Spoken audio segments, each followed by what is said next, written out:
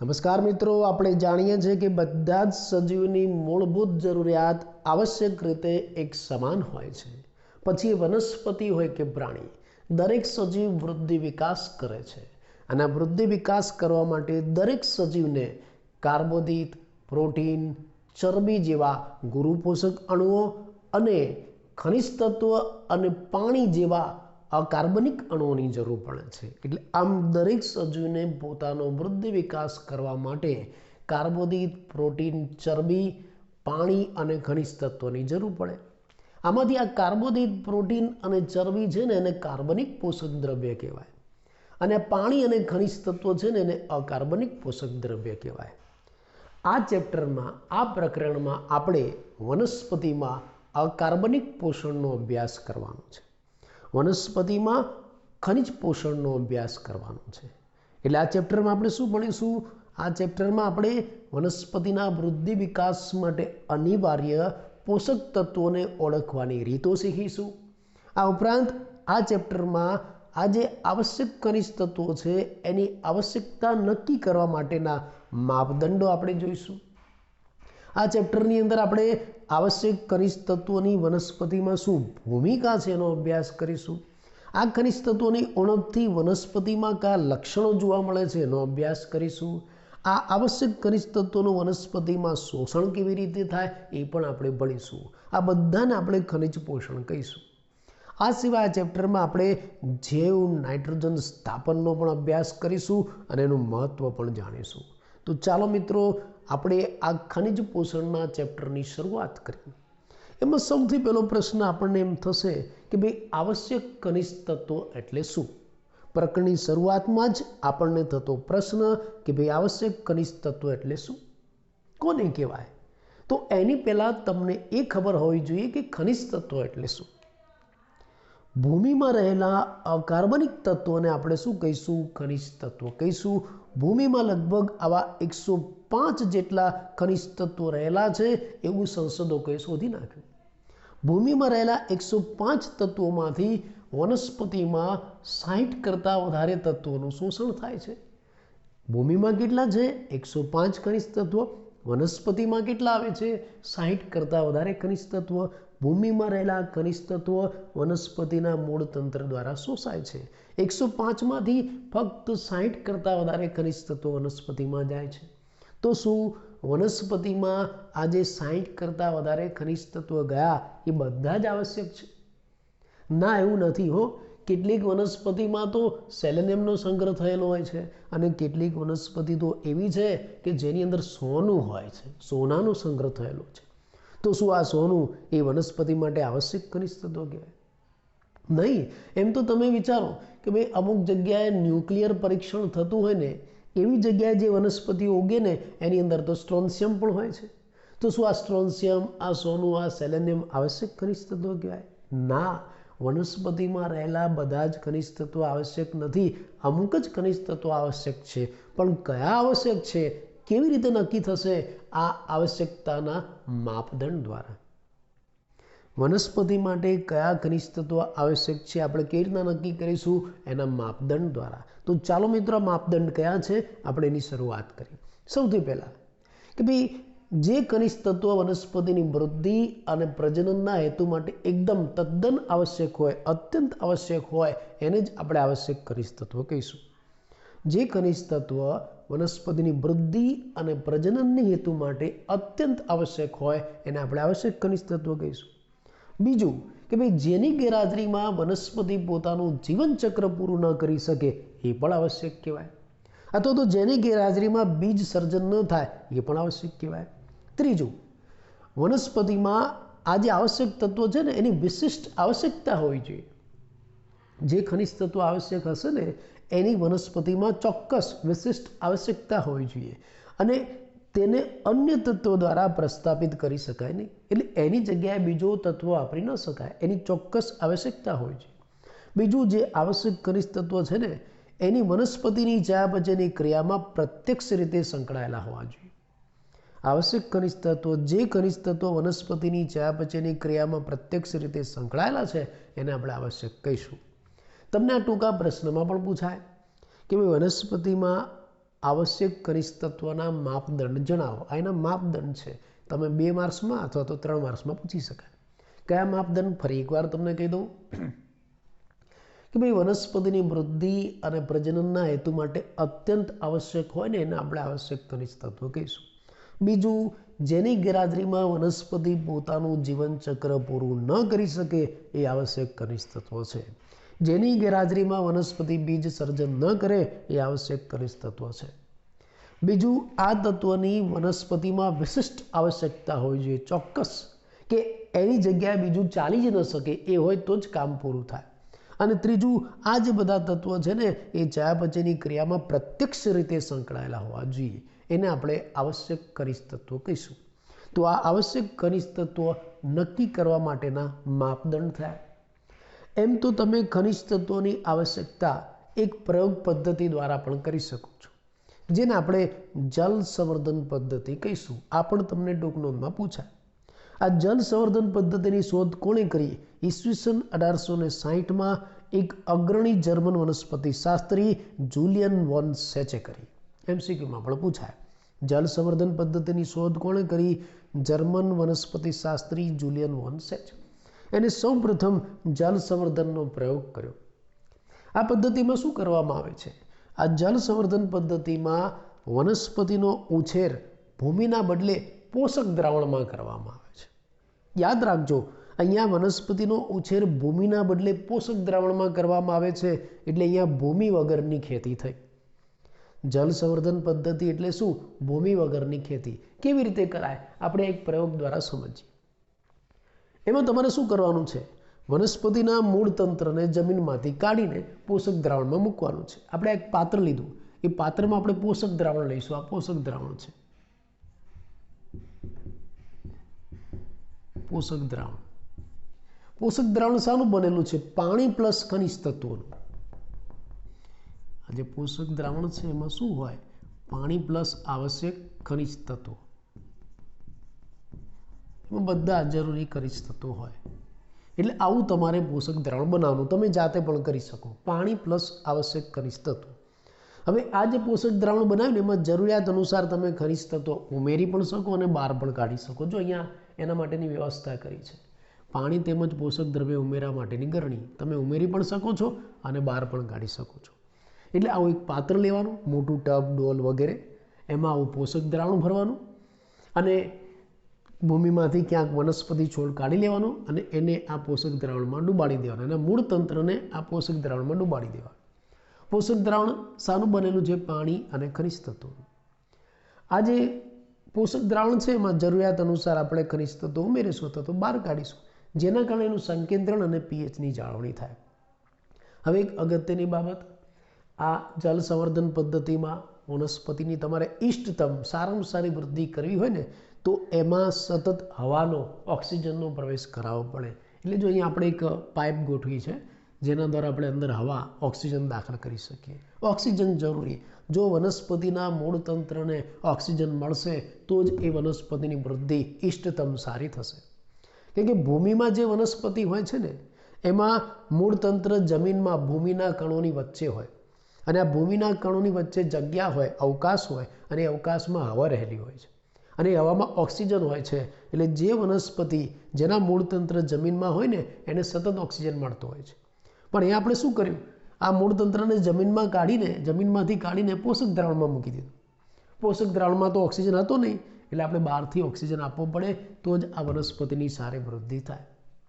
આના પરથી તમને એક કારણ પૂછાય કે માન લો કે ઘણીવાર પૂર આવે, વધુ પડતો વરસાદ થાય અને તમે જાણો છો કે ખેતરોમાં પાણી ભરાઈ જાય. હવે ઘણા લાંબા સમય સુધી ખેતરોમાં પાણી ભરાયેલું રહે ને તો પાકને નુકસાન થાય. કેમ નુકસાન થાય? એની પાછળનું આ કારણ. કેમ નુકસાન થશે? એ પાણી છે ને ભૂમિના કણોની વચ્ચે જ્યાં અવકાશ, જ્યાં જગ્યા રહેલી હોય, હવા રહેલી હોય ને એમાંય ભરાઈ જાય. એટલે ભૂમિના કણોની વચ્ચે જ્યાં અવકાશ હતો, જ્યાં હવા રહેલી હતી, જ્યાં ઓક્સિજન રહેલો હતો એમાં હવે પાણી આવી ગયું. એટલે એ વનસ્પતિના મૂળ તંત્રને ઓક્સિજન નહીં મળે, પરિણામે એની વૃદ્ધિ નહીં થાય. ઓક્સિજન નહીં મળે તો મૂળમાં દેહધાર્મિક પ્રક્રિયા નહીં થાય, એની વૃદ્ધિ નહીં થાય, અટકી જશે અને પાકને નુકસાન થશે. એટલે જે જલ તરબોળ વિસ્તાર હોય, માની લો કે પૂરના કારણે ખેતરોમાં પાણી ભરાઈ ગયા ઘણા લાંબા સમય સુધી, તો ત્યાં વનસ્પતિ પાકને નુકસાન થાય, એની પાછળના મુખ્ય કારણ.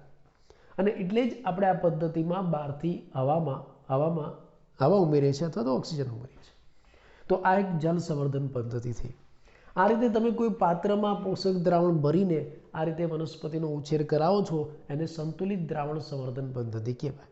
એટલે જુલિયન વોન્સે છે આવી જલ સંવર્ધન પદ્ધતિનો ઉપયોગ કર્યો અને વનસ્પતિનો ભૂમિ વગર પોષક દ્રાવણમાં ઉછેર કર્યો.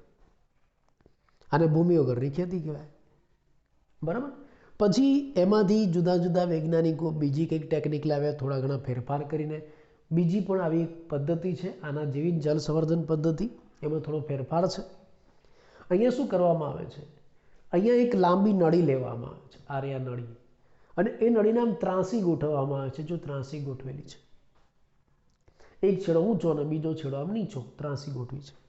અને એ નળીમાં આ રીતે છોડના ઉછેર કરવામાં, કુંડા જેવા દેખાય છે ને તમને, એ બધા છોડ છે, છોડને મૂકી દેવાય છે. એના મૂળ તંત્ર નળીમાં અંદર ડૂબેલા હોય. હવે શું કરવાનું, આ નળીને એક પાત્ર સાથે આપણે જોડવાનું છે. આ પાત્રમાં આપણે પોષક દ્રાવણ ભરેલું છે. હવે આ પાત્રમાં એક પંપ આપણે ગોઠવેલો છે. આ પંપથી પમ્પિંગ કરીને આ પોષક દ્રાવણને આ નળીના ઉપરના છેડે આપણે દાખલ કરીશું. એટલે અહીંથી પમ્પિંગ થશે, પ્રેશર લાગશે, એટલે આ પોષક દ્રાવણ ઉપર ચડશે.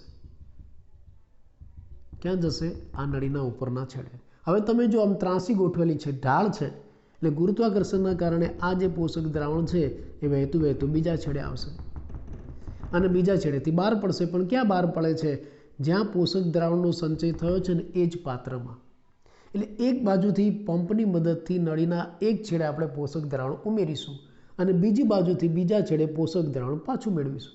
આ રીતે કન્ટિન્યુ સતત પોષક દ્રાવણનો પ્રવાહ પસાર કરીશું. માટે આ જે ટેકનિક છે એને સતત પ્રવાહિત દ્રાવણ સંવર્ધન પદ્ધતિ કહેવાય. આ હતી કઈ છે? સંતુલિત દ્રાવણ સંવર્ધન પદ્ધતિ. પણ આ કઈ છે? સતત પ્રવાહિત દ્રાવણ સંવર્ધન પદ્ધતિ. આમાં આ જે કુંડા જેવું આપણે મૂક્યું છે ને, એના મૂળ તંત્ર સતત આ પોષક દ્રાવણમાં ડૂબેલા રહે છે. જો આપણે એક બાર કાઢીને બતાવ્યું, આવું એક બાર કાઢી લો, આ કુંડા જેવું છે, આ એનું મૂળ તંત્ર છે, આ પોષક દ્રાવણમાં ડૂબેલું છે. બરાબર. તો આ રીતે તમે ભૂમિ વગર પણ પોષક દ્રાવણની અંદર વનસ્પતિનો ઉછેર કરી શકો છો. એને જલ સંવર્ધન પદ્ધતિ કહેવાય. એટલે જુલિયન વોન્સે છે એવું તારણ કાઢ્યું કે ભાઈ વનસ્પતિના ઉછેર માટે જમીનની જરૂર નથી, વનસ્પતિના ઉછેર માટે પોષક દ્રાવણ, ખનિજ તત્વો અને પાણીની જ જરૂર છે. તમે જમીન વગર પણ વનસ્પતિનો ઉછેર કરાવી શકો છો. અને જલ સંવર્ધન પદ્ધતિ દ્વારા તમે અંદર રહેલા ખનિજ તત્વોને ઓળખી પણ શકો છો અને એ ખનિજ તત્વોની ઉણપથી વનસ્પતિમાં કેવા લક્ષણો સર્જાય એનો પણ અભ્યાસ કરી શકો છો.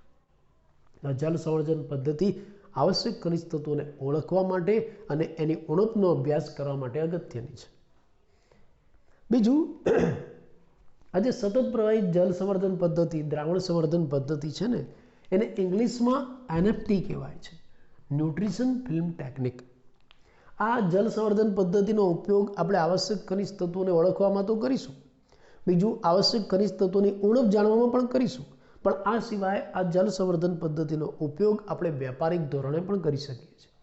દાખલા તરીકે ટામેટા, બીજવિહીન કાકડી અને સલાડ જેવા જે શાકભાજી છે ને, એનું વ્યાપારિક ધોરણે ઉત્પાદન કરવા માટે આ જલ સંવર્ધન ટેકનિક વપરાય છે. તો આમ તમે જલ સંવર્ધન ટેકનિકનો ઉપયોગ કરીને વનસ્પતિ માટે કયા ખનિજ તત્વો આવશ્યક છે એ જાણી શકો છો અને ઓળખી શકો છો. તમે આ જલ સંવર્ધન પદ્ધતિ દ્વારા નક્કી કરશો કે ભાઈ વનસ્પતિમાં રહેલા 60 કરતાં વધારે ખનિજ તત્વો જે બધા આવશ્યક નથી, આ કંઈ સોનું, આ સ્ટ્રોન્શિયમ એ આવશ્યક નથી, આ સ્ટ્રોન્શિયમ તો નુકસાનકારક છે. તો કયા આવશ્યક છે? વનસ્પતિ માટે લગભગ 20 થી 22 ખનિજ તત્વો જ આવશ્યક છે. તો આમ તમે જલ સંવર્ધન પદ્ધતિની મદદથી વનસ્પતિમાં રહેલા આવશ્યક ખનિજ તત્વોને ઓળખી શકો છો. અને આ જે આવશ્યક ખનિજ તત્વો છે ને વનસ્પતિ માટે જરૂરી, એની માત્રા વનસ્પતિમાં અલગ અલગ હોય છે. તો આ આવશ્યક ખનિજ તત્વોની માત્રાના આધારે આપણે આ આવશ્યક ખનિજ તત્વોને 2 જૂથમાં વહેંચી શકીએ છીએ. આવશ્યક ખનિજ તત્વોને તેની માત્રાના આધારે, જથ્થાના આધારે આપણે 2 જૂથમાં વહેંચી શકીએ છીએ. કયા 2 જૂથ? ગુરુ પોષક તત્વ અને લઘુ પોષક તત્વ. ગુરુ પોષક તત્વ એને બૃહદ પોષક તત્વ પણ કહેવાય, લઘુ પોષક તત્વ એને સૂક્ષ્મ પોષક તત્વ, ટ્રેસ એલિમેન્ટ, લેસ તત્વો એવું પણ કહેવાય છે. નામ ઉપરથી જ ખબર પડે કે ભાઈ જેની માત્રા વનસ્પતિમાં વધારે હશે એને ગુરુ પોષક તત્વ કહીશું, જેની માત્રા વનસ્પતિમાં ઓછી હશે એને લઘુ પોષક તત્વ કહીશું. જેની આવશ્યકતાની માત્રા વધારે એને ગુરુ પોષક તત્વ કહેવાય, જેની આવશ્યકતાની માત્રા ઓછી એને લઘુ પોષક તત્વ કહેવાય. બીજા શબ્દમાં જે ખનિજ તત્વ વનસ્પતિ પેશીમાં વધુ માત્રામાં આવેલા હોય એને ગુરુ પોષક તત્વ કહેવાય. જે ખનિજ તત્વ વનસ્પતિ પેશીમાં ઓછી માત્રામાં આવેલા હોય એને લઘુ પોષક તત્વ કહેવાય. આ વધારે માત્રામાં છે, આ ઓછી માત્રામાં છે. કેટલી વધારે માત્રામાં? તો વનસ્પતિના શુષ્ક દળમાં જે પોષક તત્વોનું પ્રમાણ 10 મિલીમોલ પ્રતિ કિલોગ્રામથી વધારે હોય એને ગુરુ પોષક તત્વ કહેવાય. વનસ્પતિના શુષ્ક દળમાં જે પોષક તત્વોનું પ્રમાણ 10 મિલીમોલ પ્રતિ કિલોગ્રામથી ઓછું હોય એને લઘુ પોષક તત્વ કહેવાય. તો અહીંયા સૌથી પહેલાં આપણને પ્રશ્ન થયો કે ભાઈ આવશ્યક ખનિજ તત્વો એટલે શું? તો આપણે એનો જવાબ આપ્યો. આવશ્યક ખનિજ તત્વો કેવી રીતના નક્કી કરીશું? આવશ્યકતાના માપદંડના આધારે.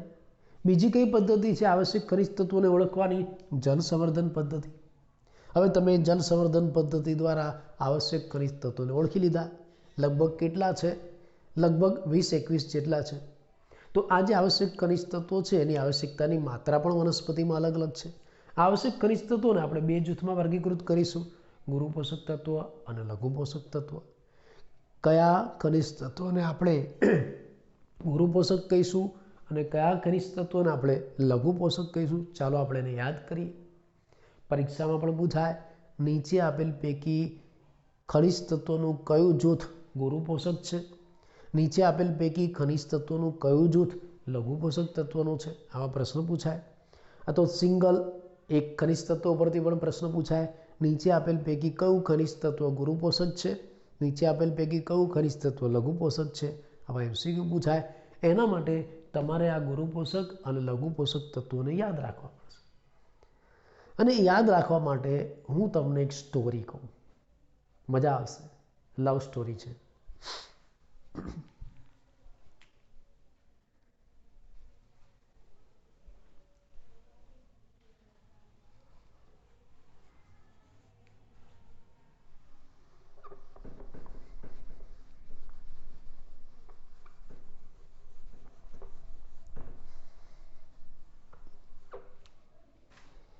કે ભાઈ આ સ્ટોરી, આ લવ સ્ટોરી એક ટાપુ પ્રદેશની છે. એક ટાપુ ઉપરની વાત છે. એમાં એક અલગ પ્રકારનો ટાપુ છે અને ટાપુમાં એક કોલેજ છે અને કોલેજની અંદર એક મેંગિયા કરીને, ટાપુમાં મેંગિયા કરીને એક છોકરો હતો એ કોલેજમાં. મેંગિયા ટાપુનો હતો એટલે એવું અલગ વિચિત્ર નામ હતું મેંગિયા. અને એ મેંગિયા નામનો છોકરો છે ને એ કોલેજ કાળ દરમિયાન, પોતાના કોલેજ કાળ દરમિયાન મેના નામની છોકરીની પાછળ પડ્યો હતો. આવું બને ઘણીવાર ઉંમર પ્રમાણે. બિચારાની કોલેજ પૂરી થઈ ગઈ, બહુ પ્રયત્ન કર્યા પણ એ સફળ ના થયો. મેનાએ કોઈ રિસ્પોન્સ ના આપ્યો. કોલેજ પૂરી થઈ ગઈ, એઝ યુઝ્યુઅલ જે રીતના બનતું હોય સામાન્ય રીતે એવું થયું. મેનાનું ક્યાંક ગોઠવાઈ ગયું અને એ મેનાના બીજે ક્યાંક લગ્ન થવાના હતા. અને મેંગિયાને ખબર પડી કે ભાઈ મેનાના તો બીજે ક્યાંક લગ્ન થાય છે, તો હવે શું કરવું? એને તો ગુસ્સો આવી ગયો. એને તો મેનાને ફોન કરીને ધમકી આપી, મારી નહીં તો કોઈની નહીં. આ તો ટેન્શન થઈ ગયું. મેના ટેન્શનમાં ફરવા માંડી ગઈ. પછી મેનાનો લગ્ન પ્રસંગનો દિવસ નક્કી થઈ ગયો. લગ્નનો પ્રસંગ ચાલુ થયો અને એ ટાપુ ઉપર એક એવો રિવાજ હતો કે ભાઈ નવ દંપતી જ્યારે લગ્ન કરે ને ત્યારે ફોસ, એક વનસ્પતિ છે, દરિયાઈ વનસ્પતિ, એને કેકની જેમ કાપવાની. એટલે મેના ટેન્શનમાં હતી. બધા મહેમાનોને બધા આવી ગયા હતા અને ફોસ કાપવાનો સમય થઈ ગયો હતો. પણ મેના થોડી ટેન્શનમાં હતી. એટલે એના એક મિત્રે પૂછ્યું મેનાને કે હાય મેના, ઓકે, બરાબર છે બધું, તો ફોસ કાપો. હાય મેના, ઓકે, કાપો ફોસ. યાદ રાખજો.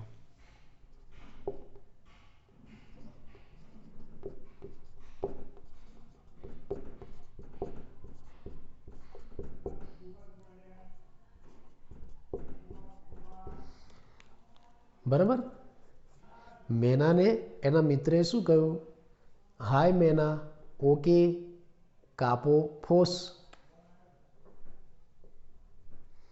હાય મેના, ઓકે, કાપો ફોસ, એવું કીધું. કેમ કે ત્યાં એવો રિવાજ છે કે ફોસ નામની વનસ્પતિ છે એને લગ્ન પ્રસંગે કાપવાની. પણ એને ડર હતો કે પેલા મેંગિયાએ ધમકી આપી હતી, મેંગિયા, તો મેંગિયા કંઈક કરશે તો. અને ખરેખર એવું થયું. એ મેના જ્યારે ફોસ કાપવા ગઈ ત્યારે જ મેંગિયાની એન્ટ્રી થઈ. અને એને શું કર્યું ખબર છે તમને? મેંગિયાએ શું કર્યું ખબર છે તમને? એણે શું કર્યું? લગ્ન પ્રસંગમાં બોમ્બ ઝીકીને જતો રહ્યો. બોમ્બ ઝીકીને નીકળી ગયો. મેંગિયા બોમ્બો ઝીક્યો અને નીકળો.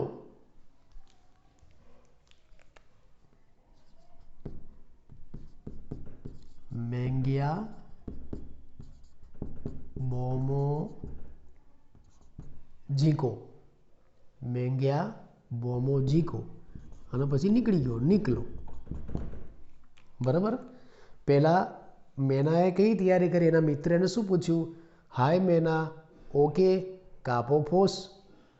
મેંગિયાએ શું કર્યું? મેંગિયા બોમો ઝીકો નીકળો. મેંગિયા બોમો ઝીક્યો અને નીકળી ગયો. મેંગિયા બોમો ઝીકો નીકળો. આ જે પહેલાં પૂછવામાં આવ્યું ને, મેનાના મિત્રે પૂછ્યું, એ ગુરુ પોષક તત્વ છે. અને મેંગિયાએ જે કામ કર્યું, નીચ લઘુ કામ કર્યું, આ લઘુ પોષક તત્વ છે. આ ગુરુ પોષક તત્વ અને આ લઘુ પોષક તત્વ, આમાં બધા ખનિજ તત્વો આવી ગયા. જો કયા હું તમને કહું. હાય હાઇડ્રોજન, મેગ્નેશિયમ, ના નાઇટ્રોજન, ઓ ઓક્સિજન, કે કેલ્શિયમ, કા કાર્બન, પોટેશિયમ, ફોસ્ફરસ, સલ્ફર. સમજાયું? હાય મેના, ઓકે, કાપો FOSS. Hydrogen, magnesium, nitrogen, oxygen, calcium, carbon, potassium, phosphorus, sulphur. આ બધું એમસીક્યુ માટે અગત્યનું છે. ચલો, આણે શું કર્યું? આ મેંગિયાએ તો બોમ્બ ઝીકીને નીકળી ગયો. Manganese, iron, boron, molybdenum, zinc, આ ઝિંક છે, કોપર, નિકલ, ક્લોરીન, આ લઘુ પોષક તત્વો થયા. મેંગિયા બોમો ઝીકો નીકળો, બોમ્બ ઝીકી નીકળ્યો. Manganese, iron, boron, molybdenum, zinc, copper, nickel, chlorine. તો આ રીતે આ સ્ટોરી ઉપરથી, સ્ટોરી હજી અધૂરી છે, જેનો આગળ આપણે ક્યાંક ઉપયોગ કરીશું. યાદ રહી જશે કદાચ. આ બે વાક્ય તમારે યાદ રાખવાના છે. હાય મેના, ઓકે, કાપો ફોસ. મેંગિયાએ શું કર્યું? મેંગિયા બોમો ઝીકો અને નીકળો. બરાબર. Hydrogen, magnesium, nitrogen, oxygen, calcium, carbon, potassium, phosphorus, sulphur. Manganese, iron, boron, molybdenum, zinc, copper, nickel, chlorine. એમસીક્યુમાં તમને પૂછાય, અગત્યનું, યાદ રાખજો.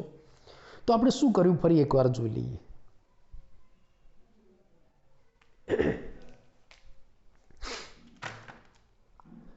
તો ભાઈ આજે આપણે એક નવા ચેપ્ટરની શરૂઆત કરી કે ભાઈ દરેક સજીવ છે એને પોતાનું અસ્તિત્વ ટકાવવું હોય, વૃદ્ધિ વિકાસ કરવો હોય, તો દરેક સજીવને કાર્બનિક અને અકાર્બનિક પોષક દ્રવ્યની જરૂર પડે. કાર્બનિક પોષક દ્રવ્ય એટલે કાર્બોદિત, પ્રોટીન, લિપિડ વગેરે. અને અકાર્બનિક પોષક દ્રવ્ય એમાં પાણી, ખનિજ તત્વોની જરૂર પડે. આ ચેપ્ટરમાં આપણે ખનિજ પોષણનો અભ્યાસ કરવાનો છે. ખનિજ પોષણ એટલે શું, એમાં આપણે શું ભણીશું? ખનિજ પોષણ એટલે વનસ્પતિની વૃદ્ધિ વિકાસ માટે કયા ખનિજ તત્વો આવશ્યક છે, પછી એ ખનિજ તત્વોનું વનસ્પતિમાં શોષણ કેવી રીતે થાય, વનસ્પતિમાં એની ભૂમિકા શું છે, એ ખનિજ તત્વોની ઉણપથી વનસ્પતિમાં શું અસરો થાય, આ બધી બાબતોનો આપણે આ ચેપ્ટરમાં અભ્યાસ કરવાનો છે. સાથે સાથે આપણે આ ચેપ્ટરમાં નાઇટ્રોજન સ્થાપન અને એની ક્રિયાવિધિનું મહત્ત્વ પણ જાણીશું. તો ચાલો આપણે ખનિજ પોષણની શરૂઆત કરીએ કે ભાઈ વનસ્પતિના જીવન માટે આવશ્યક ખનિજ તત્વો કયા? પહેલો પ્રશ્ન આપણને એમ થાય. એ પ્રશ્નની શરૂઆત પહેલી એ થાય કે ભાઈ આવશ્યક ખનિજ તત્વો કોને કહેવાય? વનસ્પતિના જીવન માટે આવશ્યક ખનિજ તત્વો કયા? તો એની પહેલાં આપણને પ્રશ્ન થાય કે ભાઈ આવશ્યક ખનિજ તત્વો કોને કહેવાય? તો તમે ખનિજ તત્વોને તો ઓળખો છો કે ભાઈ જમીનમાં જે અકાર્બનિક પોષક તત્વો છે એને આપણે ખનિજ તત્વો કહીશું.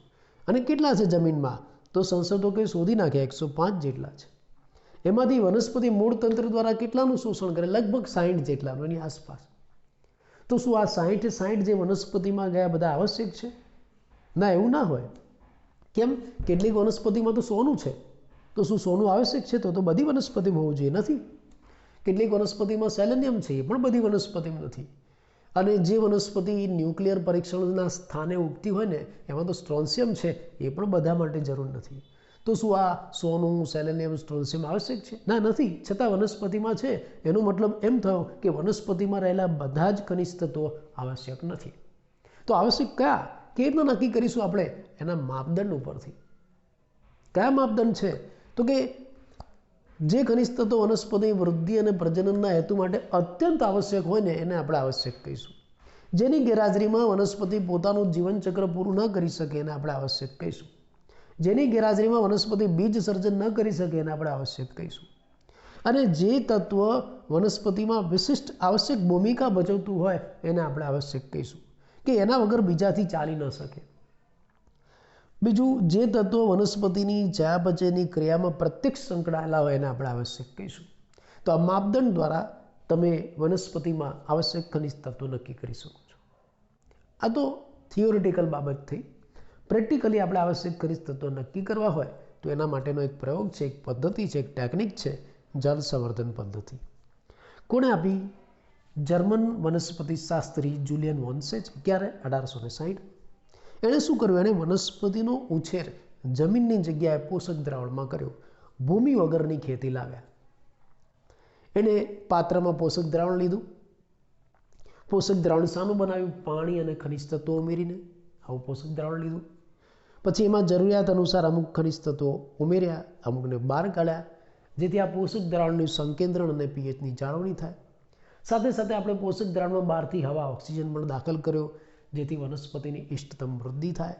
તો આ રીતે તમે આવી સંતુલિત દ્રાવણ સંવર્ધન પદ્ધતિ દ્વારા વનસ્પતિમાં ખનિજ તત્વોને ઓળખી શકો છો અને ખનિજ તત્વોની ઉણપના લક્ષણો પણ જાણી શકો છો. બીજી જ આવી એક નવી પદ્ધતિ બની. ત્યાર પછી અલગ અલગ પદ્ધતિઓ વૈજ્ઞાનિકોએ બનાવી. સતત પ્રવાહિત દ્રાવણ સંવર્ધન પદ્ધતિ. આમાં એણે શું કર્યું? આમાં એણે એક નળાકાર એક પાઇપ લીધો, એક નળાકાર પાઇપ, એને ત્રાસો ગોઠવ્યો, એક છેડો ઉપર અને બીજો છેડો નીચે. પછી એની સાથે આવી એક પાઇપલાઇન ગોઠવી દીધી, જેને પોષક દ્રાવણવાળા એક પાત્રમાં જોડી દીધી પંપ દ્વારા. પછી શું કર્યું? આ પોષક દ્રાવણ ભરેલું પાત્ર છે ને એમાં પંપ કરીને આ જે પોષક દ્રાવણ છે એને નળી દ્વારા આ પાઇપલાઇનમાં જોડી દીધી. આ નળીમાં આપણે શું કર્યું? આવા જુદા જુદા છોડ ગોઠવી દીધા, જેના મૂળ નળીમાં લટકતા હોય. અહીંથી આ દ્રાવણ ઉપર ગયું નળીના એક છેડે. નળી આમ ત્રાંસી છે એટલે આ દ્રાવણ આ રીતે ગુરુત્વાકર્ષણના કારણે નીચે ઢળતું જાય અને ફરી પાછું આ પાત્રમાં ઠલવાઈ જાય. આ રીતે એક બાજુથી પોષક દ્રાવણ ઉમેરાય, બીજી બાજુથી નીકળતું જાય, ઉમેરાય, નીકળતું જાય. સતત પોષક દ્રાવણનો પ્રવાહ સર્જાય છે, એટલે એને સતત પ્રવાહિત દ્રાવણ સંવર્ધન પદ્ધતિ કહેવાય. આમાં મૂળ તંત્ર છે આ પોષક દ્રાવણમાં સતત ડૂબેલા રહે છે, જેને ઇંગ્લિશમાં એનએફટી, ન્યુટ્રિશન ફિલ્મ ટેકનિક કહેવાય. આ જે દ્રાવણ સંવર્ધન પદ્ધતિ અથવા તો જલ સંવર્ધન પદ્ધતિ છે એનો ઉપયોગ આપણે આમ તો આવશ્યક ખનિજ તત્વોને ઓળખવા માટે, એની ઉણપ જાણવા માટે તો કરીએ જ છે, પણ એનો ઉપયોગ આપણે વેપારિક ધોરણે પણ કરી શકીએ છીએ. ટામેટા, બીજવિહીન કાકડી, સલાડ જેવા શાકભાજી છે એનું વ્યવસાયિક ધોરણે ઉત્પાદન કરવા માટે આપણે આ પદ્ધતિનો ઉપયોગ કરીએ છીએ. તો આમ તમે આ જલ સંવર્ધન પદ્ધતિ દ્વારા વનસ્પતિમાં રહેલા આવશ્યક ખનિજ તત્વોને ઓળખી શકો છો, જે બહુ વધારે નથી. આમ જોવા જઈએ ને આપણે ગણો 17 થશે. 1 2 3 4 5 6 7 8 9 10 11 12 13 14 15 16 ને 17 છે.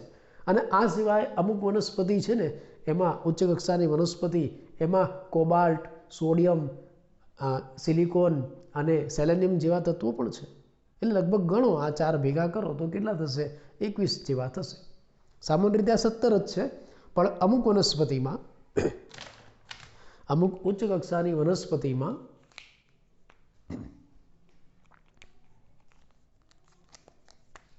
અહીંયા લખું